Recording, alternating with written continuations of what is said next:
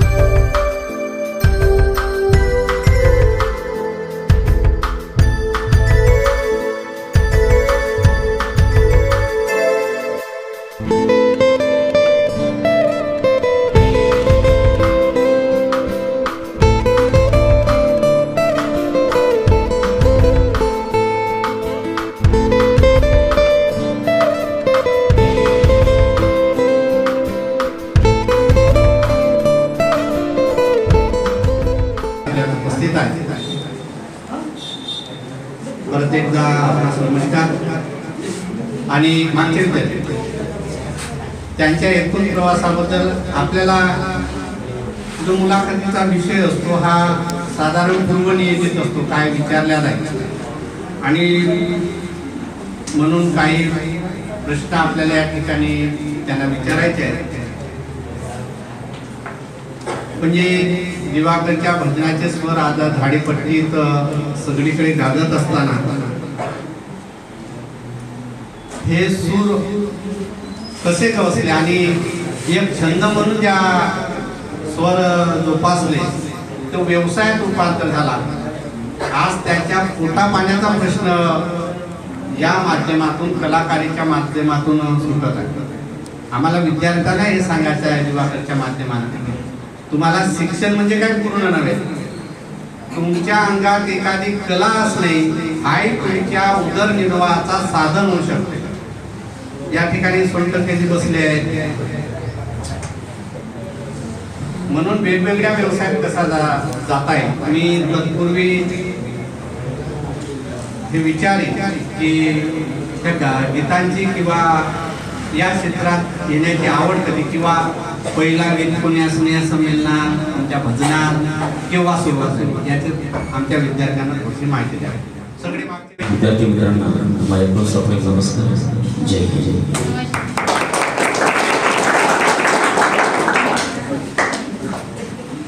म्हणजे कला एक अशी गोष्ट आहे की उपजत काही गुण असावे. सुरुवात सरांनी विचारली सुरुवात कशी झाली, तशी आमची सुरुवातीची परिस्थिती म्हणजे माझ्या लग्नाच्या आधीची खूप हालाकीची परिस्थिती होती. इच्छा होती की आपण काहीतरी करावं, काहीतरी वाजून करावं. जेव्हा हार्मोनियमचे स्वर माझ्या कानावरती पडायचे एकदम लहान ते असं वाटायचं की आपण कुठल्यातरी वेगळ्या विश्वामध्ये आपण पोहोचलेलो आहोत. अशी जर हार्मोनियम मला वाजवता आली असती तरचा प्रश्न होता, बरोबर आहे की नाही. इच्छा होती पण वस्तू उपलब्ध नव्हती. मग आमच्या गावचे मुकरूजी पत्रे यांच्याकडे हार्मोनियम होती आणि आमच्या गावी आधी महिला मंडळाचं भजन व्हायचं.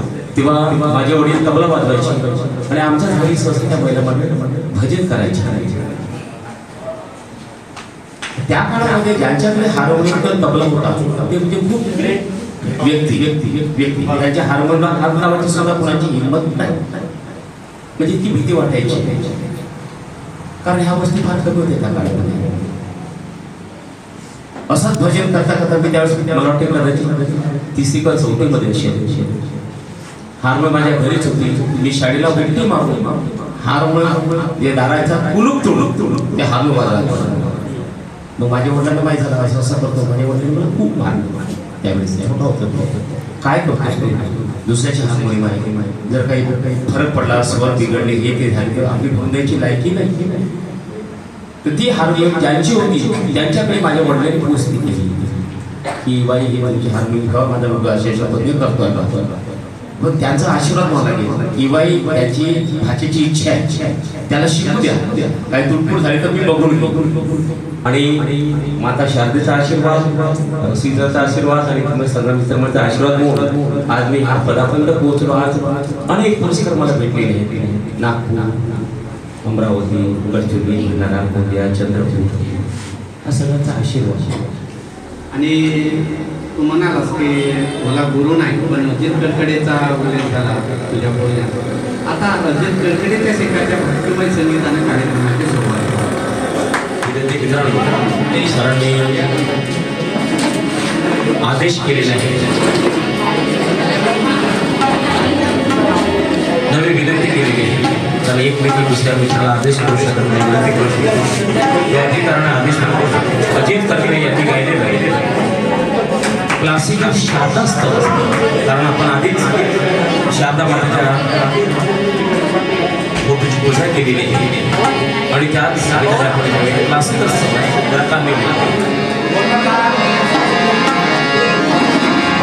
नमोस्तुते नमोस्तुते शारदा माते नमोस्तुते नमोस्तुते नमोस्तुते माते नमोस्तुते नमोस्तुते नमोस्तुते शारदा माते नमोस्तुते नमोस्तुते नमोस्तुते नमोस्तुते नमोस्तुते नारायणी नमोस्तुते नमोस्तुते नमोस्तुते नमोस्तुते नमोस्तुते नारायणी नमोस्तुते सर्वमंगल मांगल्ये सर्वमंगल गौरी नारायणी नमोस्तुते नारायणी नमोस्तुते नारायणी नमोस्तुते.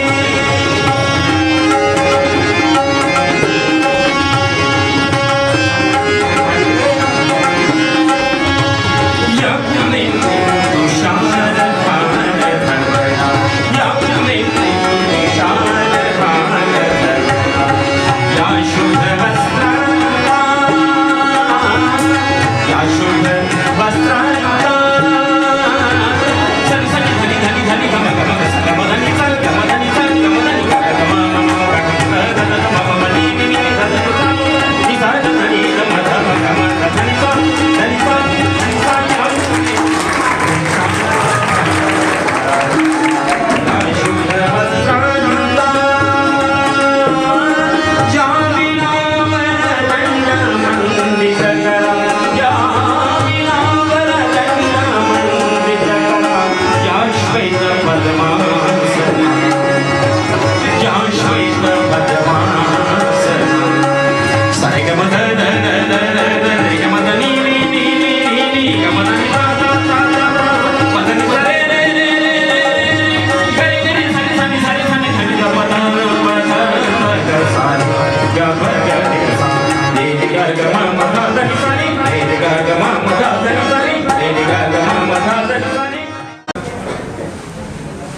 माता शारदेच्या स्तवनाने, जोरदार गीताने आपल्याला स्वरांची काही ताकद असते आणि स्वरांची तपश्चर्या किती महान असते आणि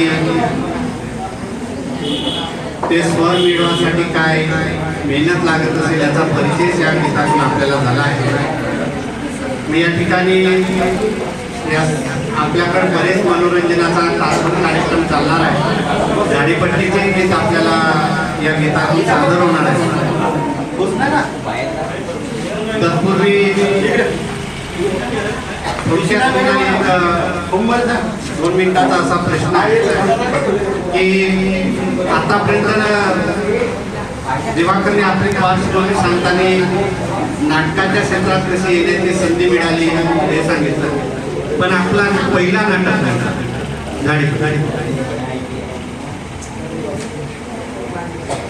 झाडीपट्टीमध्ये व्यावसायिक नाटक म्हणजे ते आपण हौसी जेव्हा गमतीनं केलो, एक आवड म्हणून केलो तो वेगळा, पण आपण त्याच्यात 500 रुपये मिळले असतील, भूमिका केल्यानंतर 200 रुपये मिळले असतील आणि त्याच्यात एका आठवणीचा एखादा प्रसंग व्यवसाय. सुरुवातीला जे माझी लावणी गुन्हे अभंगाचा उल्लेख केलेला आहे, मी पैसे म्हणून तिथे गेलो, पण त्यांनी मला जे काही द्यायचं ते दिल्या. खरी आता सुरुवात जे क्षेत्रामध्ये माझी सुरुवात झाली महामृत्युंजय मार्गदर्शन, तिथं मला आश्चर्य वाटले. मला 300 रुपये नाही मिळाले, फक्त 300 रुपये. माझ्या गावात जाते वेळेस म्हणजे 70-75 रुपये वर्चूरचा जाण्याचा खर्च, येण्याचा खर्च वेगळा, ते 300 रुपये तिथं जायचे. परंतु मी अभिनयामध्ये परिपक्व नसल्यामुळे मी माझी एवढी नाही हे पण बोलू शकत नव्हतो. परंतु नंतर त्यांनी माझ्यातला अभिनय, माझ्यातला जो कला होता त्यांना जो दिसला असेल बलापूर साहेब, त्यांनी सरळ 3 नाटकात 600 रुपये नाईट केले, 600 रुपये. आणि त्याच्यानंतर 3 नाटकानंतर डायरेक्ट 1400 रुपये. आणि सर्वाधिकार माझ्याकडे सोपवून दे महामृत्युंजय मार्गदर्शनचं कसं काय, म्हणजे त्यांना असं वाटलं की मला जो अपेक्षित कलावंत होता, नारदाची भूमिका साकारणार आणि सर्व गुण संपन्न कलावंत, मग ते थोडे निश्चित झाले. आणि दिवाकर तुम्ही सांभाळत, ते सगळ्यांना सांभाळायचं. त्यावेळेस माझा अत्यंत आवडीचा गीत होता तुझी नामं आली होती सुरभारावर, अजित कडकडे यांच्या चिन्हापासून सुरुवात केली. आणि ते भूपरागाचे सूर, भूपराग म्हणजे माझ्या अत्यंत आवडीचा गीत, त्याला अजूनही मी आवडीला गाते. त्याच्यात जय जय महाराष्ट्र माझा, मग नाट्यपद बरेचसे झाले.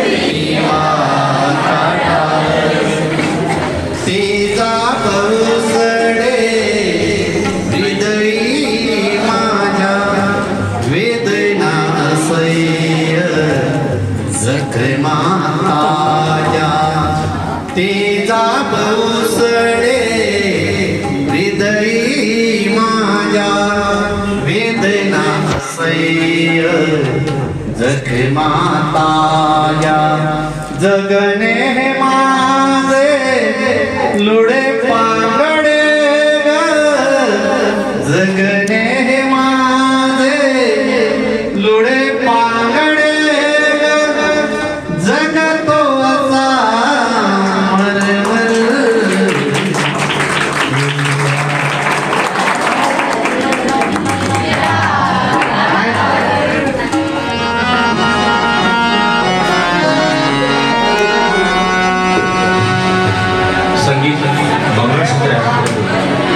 गायलेलं आहे आणि त्याच्या आधी आधार बाबूमध्ये हे गीताची थांबायची सावरिया जगू मी कसा तुझ्या वेळी सावरिया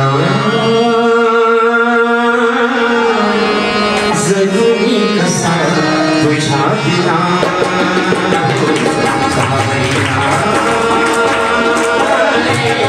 जगनी कसा तुझा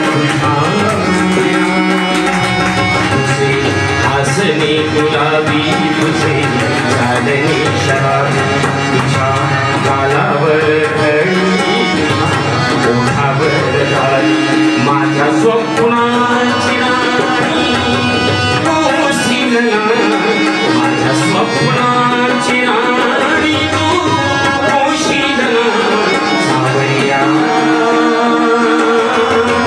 जगनी कसा तुझ्या गुना सावरिया रे जगनी कसा तुझ्या बिना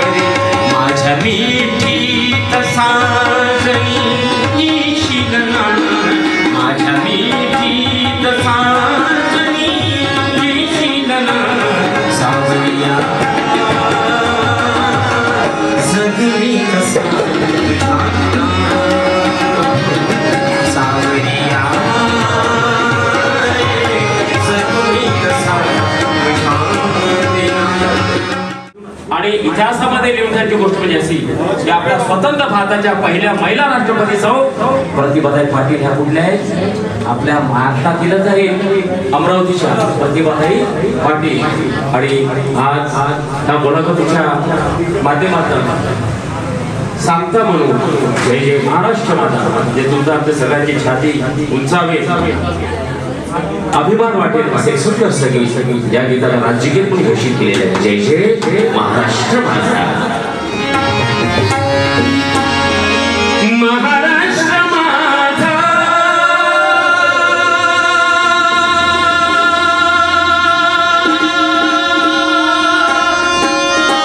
गरजा महाराष्ट्र माझा